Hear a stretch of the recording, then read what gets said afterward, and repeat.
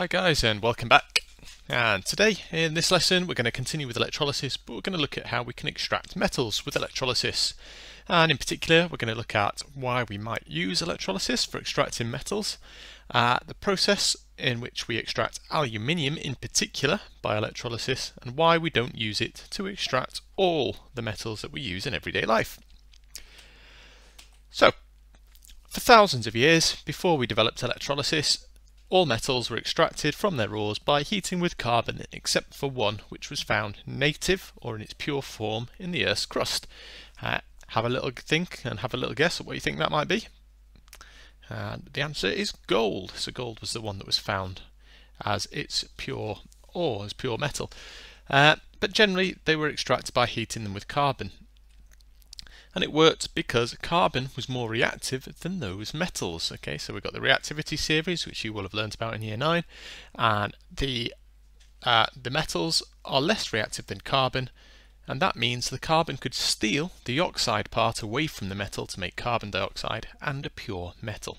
So carbon more reactive than the metal means that you can heat it up with metal to extract that metal. A good example is iron. Iron is less reactive than carbon, so iron oxide, we can heat that with carbon and we form carbon dioxide and iron. So very useful reaction. And generally we discovered metals in their order of reactivity because the amount of energy it requires to heat the metal with carbon goes up as the metals become more reactive. So unreactive metals like copper, they are quite easy to do by this method, and some people, you may have had the chance to do this in labs. We get some copper oxide powder, which is black. We mix it with some carbon powder, which is also black. You mix them well together and then heat them very, very strongly. And after heating them strongly for about 5 or so minutes, you will notice a glow that kind of passes through the reaction mixture, and you are left with copper in the kind of orangey browny colour. Now, metals that are more reactive than carbon had to wait until electricity to be discovered. We knew of their existence, we knew they had to exist through chemical means, but we didn't actually have the pure metal, so because we had to wait until electricity to be developed to isolate them. For example, aluminium was first discovered in 1825, or first isolated in 1825. And we can't extract it with carbon. If you get aluminium oxide, you mix it with carbon powder, you heat it up, there will be no reaction at all because the aluminium is more reactive. So it fights off the carbon, and it holds on to its oxygen. It's too strong, the carbon can't take the oxygen away from the aluminium, so it's no use to do it that way. The only way we can extract aluminium is to use electrolysis, which we looked at in our last lesson, the last video. You do need to know the stages of the extraction of aluminium. I'm going to go through the stages first, then I'm going to break those stages down a little bit, or some of those stages, and we're going to have a look at the electrolysis cell and how it all fits together. But the basics of it. First, we have to mine the aluminium ore, which is something called bauxite. An ore is a rock that contains enough of the metal to make it economically viable to extract. Okay, so it can't just have a tiny little bit of aluminium in, it's got to have quite a lot of aluminium in the ore. Once we've got that bauxite, we need to purify it to get rid of anything else that isn't the aluminium oxide part. So here we dissolve it in acid, things like that, dissolve it in alkalis. You don't need to know the steps, but it makes aluminium oxide, and aluminium oxide's got the formula of Al2O3, so there's 2 aluminiums attached to 3 oxygens for aluminium oxide. You should also be able to work out, using your topic 2 knowledge, that this is an ionic compound because it's a metal and a non-metal, so they bond together to form an ionic compound, and that oxygen is always -2, so we've got 3 lots of -2, so that gives us 3 times -2, -6 charge altogether.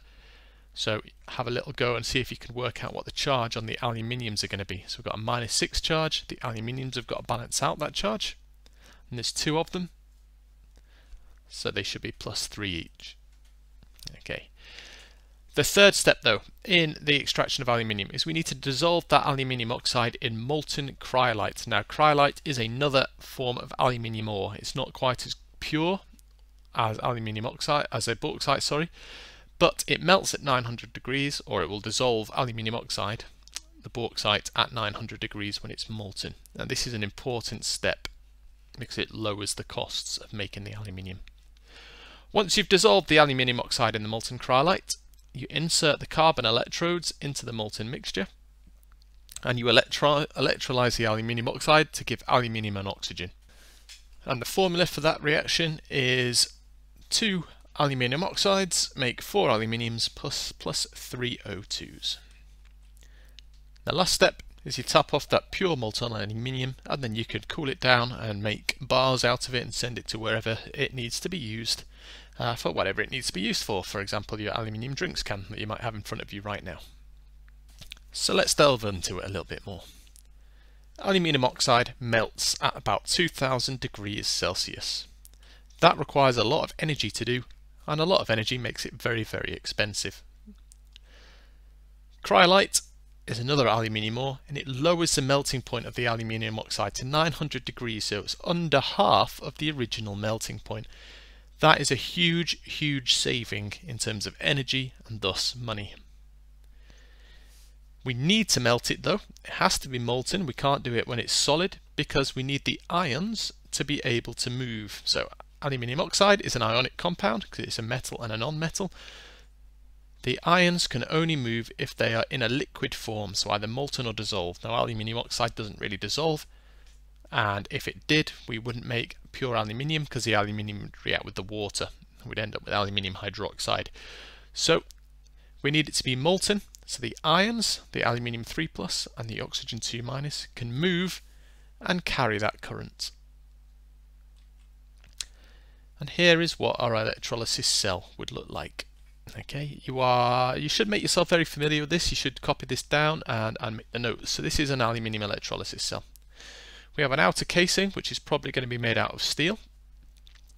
On the inside we have this carbon lining. This is our cathode, and if you remember panic, positive anode, negative is cathode. So the carbon lining is the cathode, it's a negative electrode, and that forms the container. Then into it we pour our molten bauxite and cryolite mixture, so at 900 degrees, and then we insert our carbon anodes, which are our positive electrodes, into that mixture, and this is showing the electric cable supplying these with their power, their DC power, and then we get a current flowing through. Okay, and this breaks down the aluminium oxide and it makes oxygen and pure molten aluminium. The molten aluminium is going to sink to the bottom, and then we can tap it off out here when we're ready to tap off the aluminium. So the basics of it: we get our aluminium 3+ and our oxygen 2+ inside the liquid. The oxygen 2-, sorry, the oxygen, because it's negative, moves to the anode, opposites attract. The aluminium with its positive charge moves to the cathode because opposites attract. And there we have our redox reactions involving gain and loss of electrons. And remember, oil rig, oxidation is loss of electrons, reduction is gain of electrons. So how does this process work? First, when we melt it, the aluminium oxide breaks up into aluminium 3+ and O2- when it's melted, so aluminium ions and oxide ions. That's the first step. The aluminium ions, as we said, they're positive, so they get attracted to the negative cathode, which lines the outside of the electrolysis cell. When they get there, because they've got a 3+ charge, they gain 3 electrons and they make aluminium with no charge, aluminium metal, and then that sinks to the bottom. Now aluminium, when it exists as a pure metal, does not have a charge on it.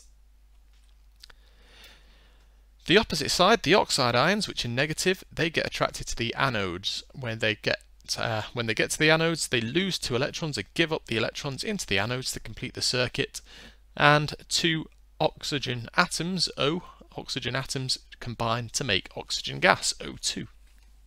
One important step though is this oxygen gas can react with the hot carbon of the anode and it makes carbon dioxide. This causes the anodes to be eaten away, so they slowly dissolve, as it were, break apart, and they have to be replaced occasionally. Next question, why do we make the electrodes from carbon? This is an important thing to cover. We do that because they conduct electricity very well. They're fairly unreactive, although as we've seen, they do react with oxygen to make carbon dioxide. It's important that they're unreactive because if they're reactive, they're going to react with that aluminium and we're going to ruin our whole purity of our process. And lastly, carbon is quite cheap to replace, so the anodes that get eaten away, it's not so much of a problem, it's fairly easy to replace those. Now for the higher tier, you need to know what happens with the half equations at the electrodes, and it's very, very simple. So a half equation deals with what happens at one electrode. At the anode, the positive one where the oxygen, we get two oxide ions, O2 minus. We get two of those because we're going to need to make oxygen, O2. Oxygen does not float around by itself as just one oxygen, it's always in a pair as oxygen gas.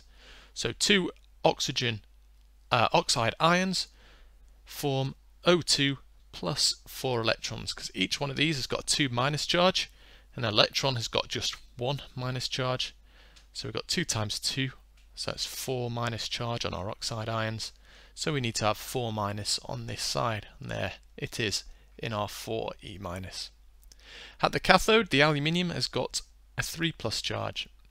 So to neutralize this charge, it obviously needs to gain 3 negative charges. Each electron has a negative charge. So the aluminium 3 plus reacts with 3 electrons to make aluminium. There are some issues though with extracting metals through electrolysis, and one is melting ores requires a lot of energy, so therefore it's expensive.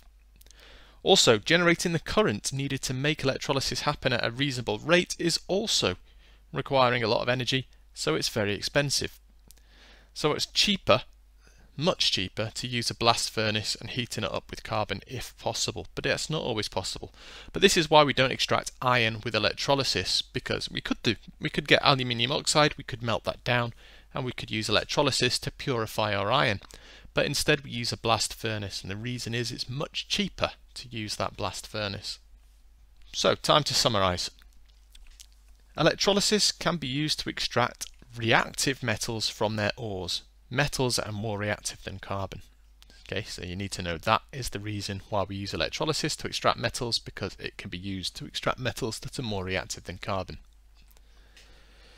Aluminium oxide, you need to know, is the aluminium ore. You don't need to know it's called bauxite, you do need to know it's aluminium oxide.